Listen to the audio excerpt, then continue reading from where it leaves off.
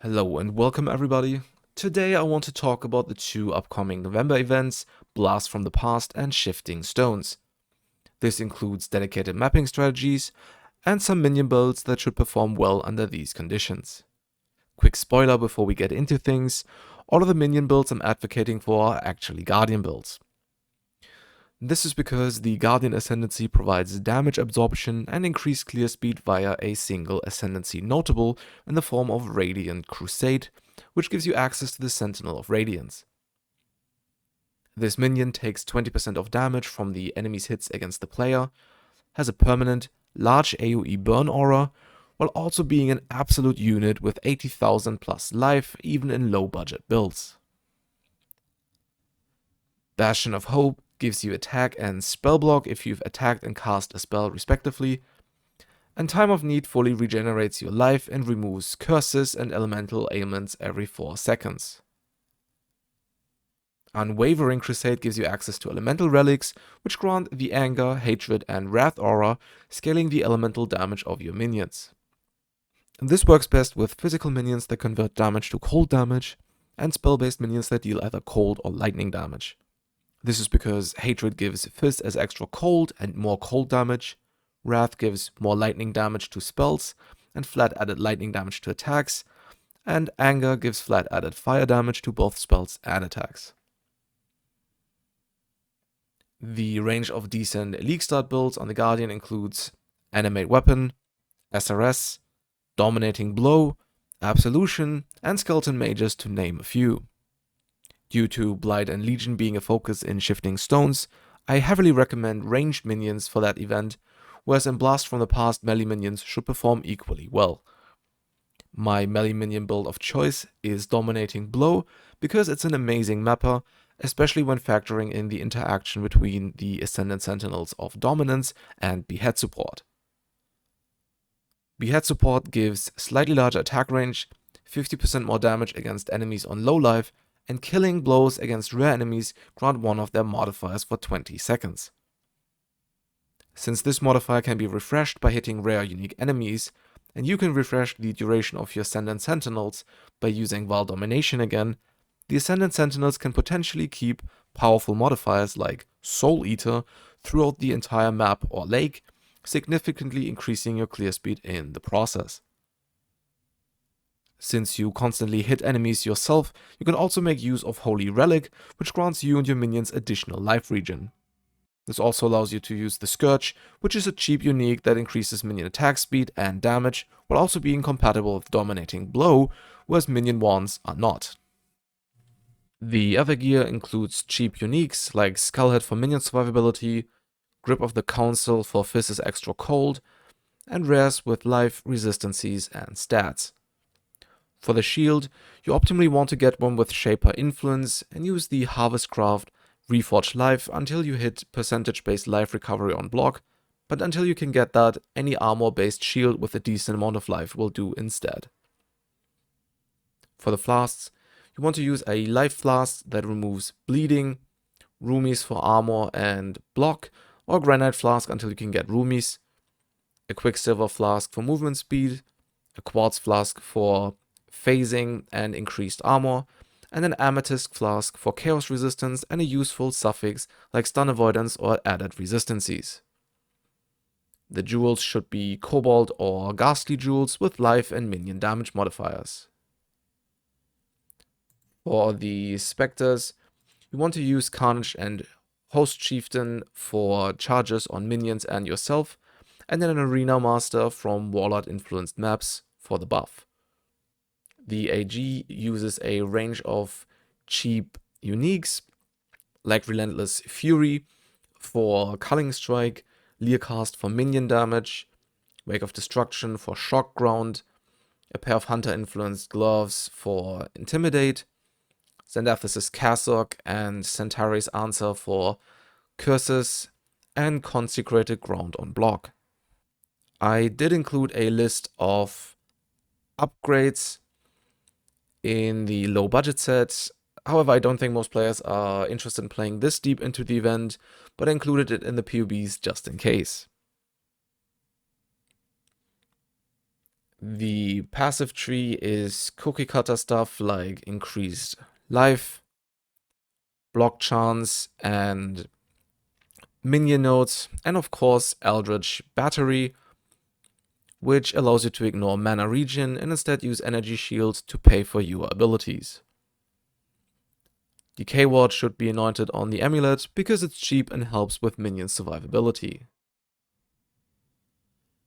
I also recommend Precision over Resolute Technique to save passive points and to get more dexterity for precision and haste. This leaves you with 78% chance to hit, which at this point is acceptable in my opinion.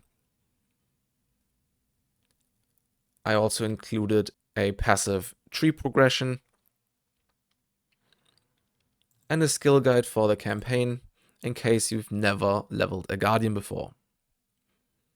Just keep in mind that if you want to switch to Dominating Blow at the end of Act 3, you need to use a melee weapon.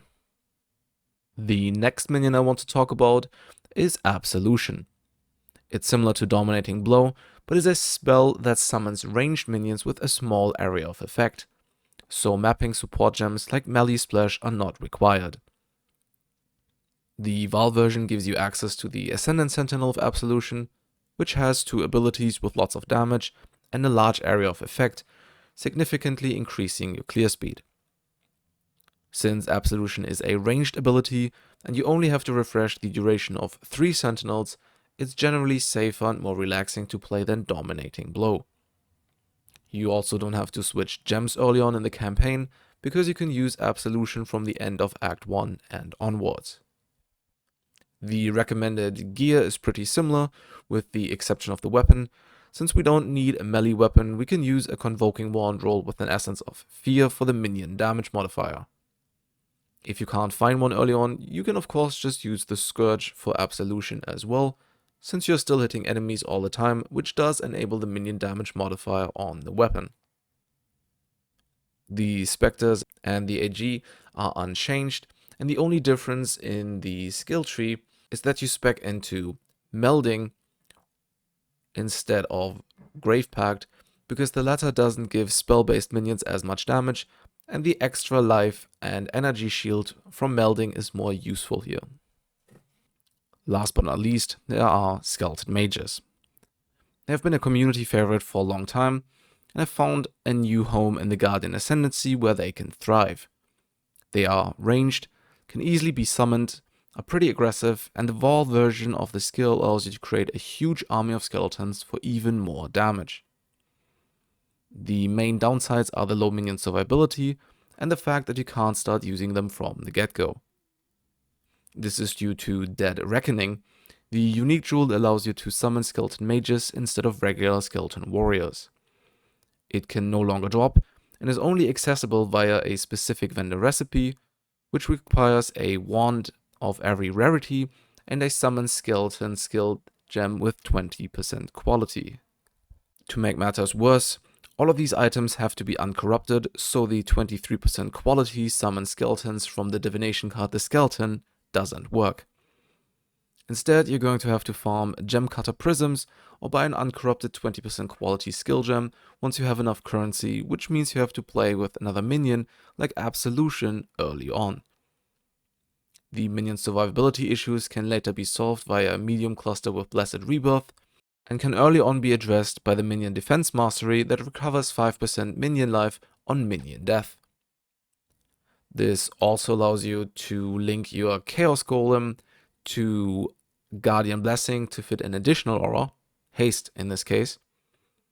Ordinarily, the Degen would slowly kill your Chaos Golem, but since your skeleton mages are constantly being replaced, which does count as dying for the Minion Mastery, all your other minions will get healed for large portions of their health. The playstyle is also a bit different compared to other builds.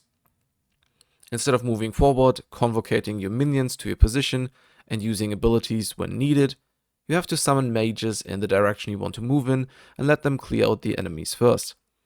This playstyle is generally more suited to the Shifting Stones event, but due to the high damage and excellent screen clear, they should still perform fairly well in Blast from the Past.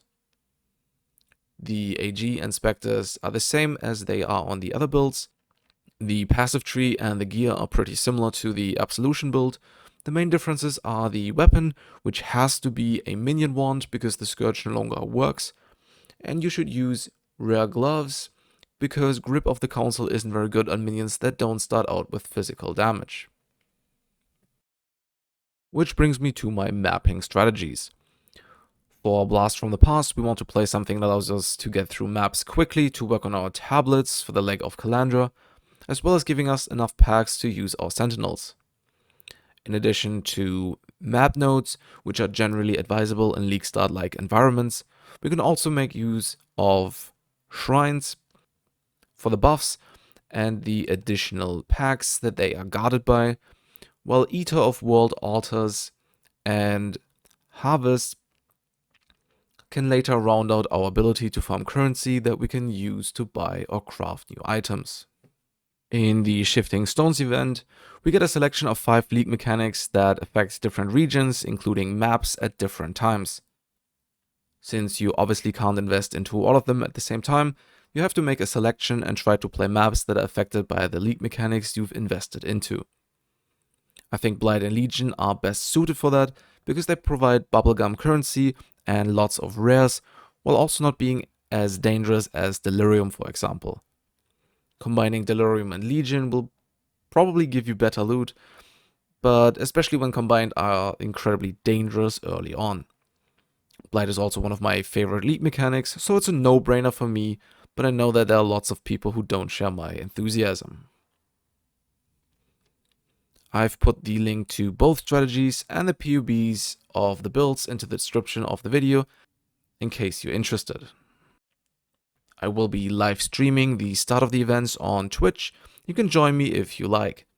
The link to my socials, including Twitch and my Discord server, can be found in the description of this video and on my channel page. Hope you liked it. Until next time.